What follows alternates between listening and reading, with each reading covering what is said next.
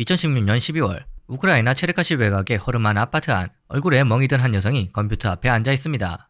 그녀의 옆에서 코카인을 흡입하고 있는 남자는 계속 작업하라고 소리치고 있으며 옆방에서는 그의 부하들이 권총을 든 채 키보드를 두드리고 있는 다른 사람들을 감시하고 있습니다. 범죄 집단에 감금된 해커들이 노리고 있는 곳은 미국 증권거래위원회의 전자공시 시스템 에드가. 이 사이트를 뚫는데 그들에게 필요했던 시간은 단 며칠.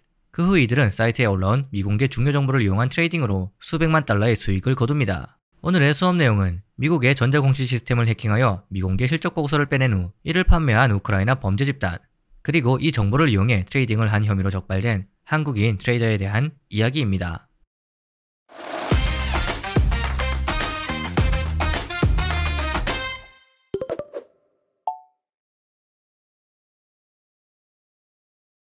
1980년대 미국의 기업들은 SEC에 종이 문서로 공시를 제출했고 자료를 찾거나 분석하는데 시간이 너무 많이 걸렸습니다. SEC는 이 과정을 전자화하기 위해 1993년 에드가 시스템을 개발했고 1995년부터 모든 기업들은 온라인으로 공시를 제출하고 투자자들은 이를 검색할 수 있게 됩니다. 미국 기업들에 대한 모든 정보가 있으므로 세계 최고의 보안을 자랑할 것만 같은 에드가는 덕지덕지 작성된 코드, 제대로 진행되지 않는 소프트웨어 업그레이드, 오래된 서버에 의존하며 하루 3,000건 이상의 신규 공시와 수백만 건의 다운로드를 간신히 처리하고 있었습니다. 이러한 시스템을 완전히 갈아엎어야 한다는 공감대가 있었지만 매번 예산 부족과 우선순위에서 밀리며 수십 년째 불안정한 시스템이 그대로 운영 중이었죠.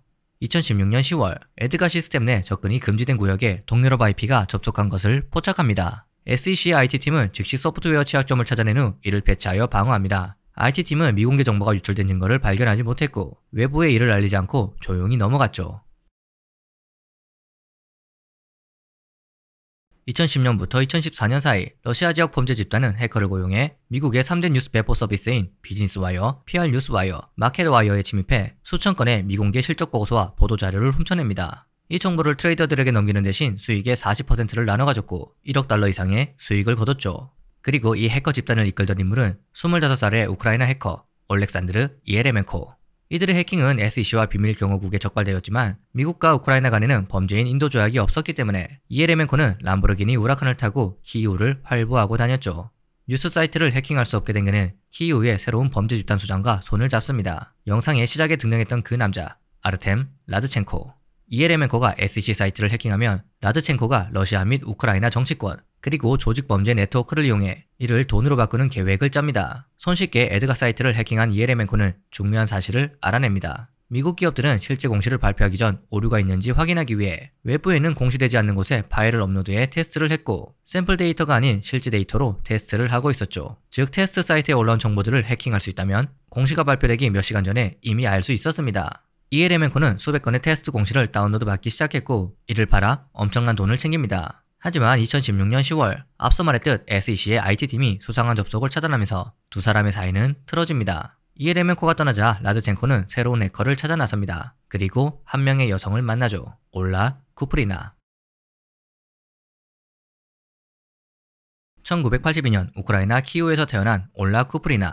과학자 부모와 KGB 장군을 삼촌으로 둔 그녀는 소련이 붕괴되면서 극심한 빈곤을 겪습니다. 대학에서 컴퓨터공학과 IT공학을 전공한 그녀는 해킹 세계에 입문했고 신용카드 데이터를 훔쳐 팔기 시작합니다. 그녀는 해킹을 한 후 어떠한 흔적도 남기지 않아 공각기동대라 불렸습니다. 쿠프리나는 여러 해커들과 함께 시티그룹, 젯블루항공, 나스닥, 다우존스, 비즈니스와이어, 나사를 해킹했죠.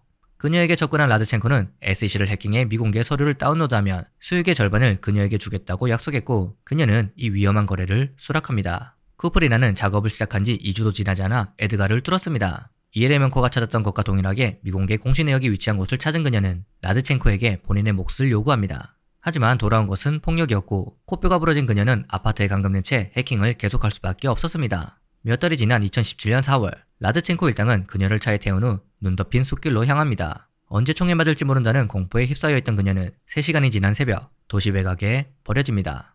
힘겹게 집에 도착한 그녀는 어머니와 딸을 껴안고 눈물을 흘립니다. 며칠 후 그녀의 공포는 분노로 바뀌었고 모든 범죄를 알려야겠다고 마음먹습니다. 쿠프리나는 몇 년 동안 본인을 추적하다가 친구처럼 친해져 버린 비밀경호국의 사이버 범죄 수사 담당 요원 리치 라툴립에게 메시지를 보냅니다. 누군가 SEC를 해킹하고 있습니다. 2017년 5월 키이우로 날아온 라툴립에게 쿠프리나는 비밀리에 저장해두었던 증거를 넘깁니다. 이를 확인한 미국 법무부도 일주일 후 키이우로 날아와 그녀를 신문하죠.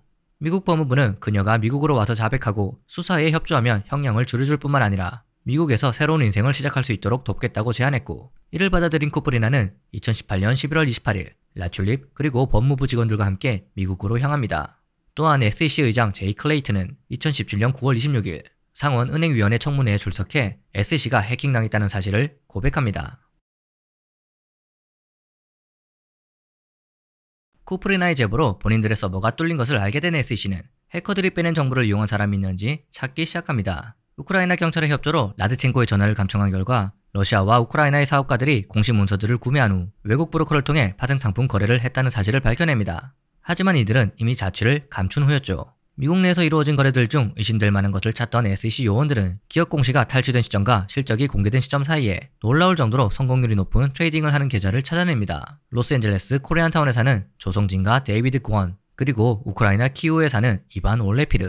이들이 트레이딩으로 번 돈은 조성진 120만 달러, 데이비드 권 40만 달러, 이반 올레피르 80만 달러. 트레이딩 회사를 운영하고 있던 존은 전 세계의 개인 트레이더들에게 자금, 그리고 미국 시장 접근권을 제공해준 후 수익의 일부를 가져갑니다. 2007년 우크라이나에서 트레이딩을 하던 올레피르는 조의 회사에 등록했고, 꾸준하게 수익을 내던 그를 눈여겨보던 존은 그에게 점점 더 많은 자금을 지원했죠.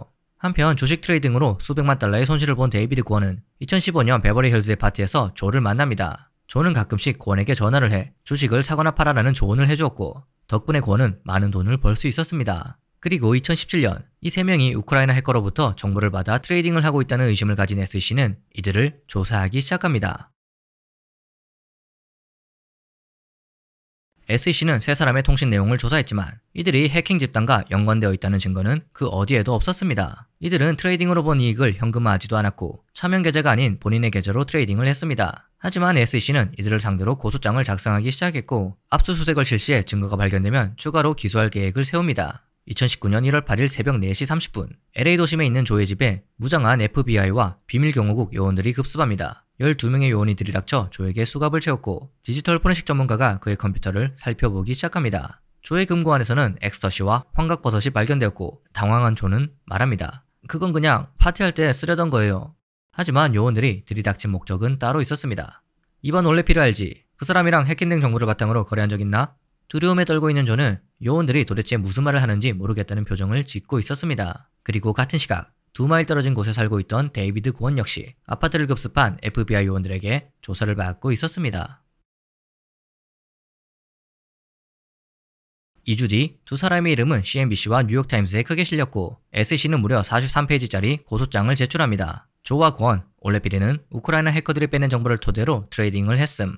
고소장에 수사당국과 합의한 쿠프리나의 이름은 없었으며 수천만 달러를 번 우크라이나 해커, 범죄 집단, 그들의 고객에 대한 언급도 없었습니다. 고작 몇십만 달러를 번 심지어 제대로 된 증거도 없는 조, 권, 올레피르의 이름만이 있었죠. 2019년 4월 조와 그의 변호사는 FBI 지부 회의실에서 법무부, SEC 관계자들과 회의를 시작합니다. 조는 본인과 올레피르가 해킹된 정보로 트레이딩을 한 것이 아니라 알고리즘을 통해 트레이딩을 했다고 말합니다. 실적 발표를 앞둔 기업들의 매수 매도 패턴을 모니터링하다가 누군가 조용히 포지션을 쌓고 있는 것을 감지하거나 평소와 다른 방향으로 대규모 포지션이 쌓이는 것을 파악하면 흐름에 올라타는 전략을 썼다고 했죠. SEC가 뻔히 쳐다보고 있는데 본인 계좌로 내부자 거래를 할 바보가 어디 있습니까? 심지어 이들은 거의 항상 포지션을 해지했고 포지션당 몇만 달러만 투자하는 등 확실한 정보를 가진 사람의 행동이라고 보기 힘들었죠. SEC는 압수한 휴대폰과 컴퓨터를 통해 조의 모든 기록을 살펴봤지만 이들이 범죄 집단과 연결되었다는 증거는 전혀 나오지 않았습니다. 수년간 우크라이나 해커 집단을 추적해온 미국의 사이버 경찰에게도 물어보았지만 이 세 사람에 대한 이름은 그 누구도 들어본 적 없었죠. 결국 증거가 너무나 빈약하다고 생각한 법무부는 수사를 중단하겠다고 통보합니다. 한숨 돌린 조와 친구들은 SEC도 법무부처럼 수사를 중단하길 기대합니다. 하지만 머지않아 그 희망은 산산이 부서졌죠. SEC의 분석에 따르면 2016년 5월부터 10월 사이 조는 해킹된 기업 66곳의 주식을 트레이딩했고 이 중 89%에서 이익을 내 약 65만 달러를 벌었습니다. 같은 기간 고는 18건의 트레이딩에서 78% 승률, 올레피르는 95건의 트레이딩에서 70% 승률을 기록했죠. 해킹되지 않은 기업의 경우 조는 150건의 트레이딩에서 39%만 성공했고 18,000달러의 손실을 봤습니다. 권은 50% 정도의 승률로 약간의 이익을 받고 올레피르는 조와 비슷한 승률로 손실을 봤습니다. SEC의 논리는 이렇습니다. 이 세 명이 돈을 번 트레이딩은 해킹된 기업과 관련된 것뿐이므로 이는 부정행위의 증거라는 것. 하지만 조와 변호인은 반박합니다. 만약 내부 정보를 얻어서 트레이딩한 것이라면 왜 아무 정보도 없는 기업의 주식을 3배나 많이 거래하겠습니까? 사실 SEC는 기소 후 1년이 지나도록 어떠한 증거도 찾지 못하고 있었기에 말도 안 되는 통계를 들이밀 수밖에 없었습니다. 미국에서 재판을 받고 있던 쿠프리나도 소환에 질문했지만 그녀는 조, 권, 올레피레의 이름을 전혀 들어본 적이 없다고 했죠. 하지만 법무부와 달리 SEC는 수사를 종료하거나 소송을 철회할 생각이 전혀 없었습니다. 비록 이들이 무죄더라도 시간을 계속 끌면 압박감 그리고 재판을 감당할 돈이 떨어져 합의를 유도할 수 있고 수사관들은 본인의 업적을 자랑할 수 있으니까요. 2020년 3월 콘은 16만 5천 달러의 벌금을 내는 조건으로 SEC와 합의합니다. 가을이 되자 조 역시 버틸 힘이 없었습니다. 여자친구는 임신 중이었고 변호사 비용을 마련하기 위해 집도 내놓았죠. 재판이 진행되면 최소한 100만 달러 이상이 더 들기에 변호사는 SEC와 합의하라고 설득합니다. 결국 조 역시 17만 5천 달러의 벌금을 내는 조건으로 SEC와 합의를 합니다. 그리고 SEC와 합의한 거의 모든 사람들과 마찬가지로 혐의를 인정하지도 부인하지도 않는다는 조건인 함구령 합의문에 서명하죠. 올레피레 역시 25만 달러의 벌금을 내는 것으로 합의합니다. 2020년 11월 SEC는 에드가 해킹 사건과 관련하여 본인들의 승리를 대대적으로 홍보했고 범죄에 관련되었다는 어떠한 증거도 없었지만 합의를 할 수밖에 없었던 세 사람은 함구령으로 인해 침묵할 수밖에 없었습니다.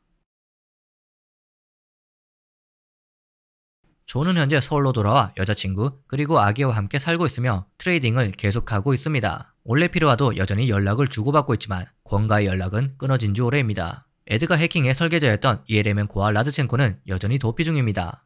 해킹 사태 이후 SEC는 사이버 보안 강화를 위해 소프트웨어와 하드웨어를 업그레이드하고 취약점을 탐색하는 모의 해커도 고용했습니다. 그러나 일론 머스크의 정부 효율 정책으로 인해 전체 인력의 15%에 해당하는 600명의 직원이 퇴사할 예정입니다. 또한 트럼프 행정부는 모든 연방기관의 사이버 보안을 총괄하는 사이버 보안 및 인프라 보안국의 전체 예산 중 16%가량인 약 5억 달러를 삭감 및 1000여 명 규모의 인력 감축을 추진 중입니다. 2023년 미국 비밀영어국의 협조한 공로를 인정받아 구금된 기간을 형량으로 대체하는 선고를 받은 쿠프리나는 현재 미국의 사이버 보안 기업에서 일하고 있습니다. 러시아가 우크라이나를 포격하기 시작하자 미국 정부는 그녀의 어머니와 딸을 미국으로 데려왔고 현재 3명의 가족은 함께 살고 있죠. 그녀는 말합니다. SEC 시스템은 여전히 허점투성이입니다. 저 같은 사람을 완전히 막으려면 시스템을 처음부터 다시 만들어야 합니다.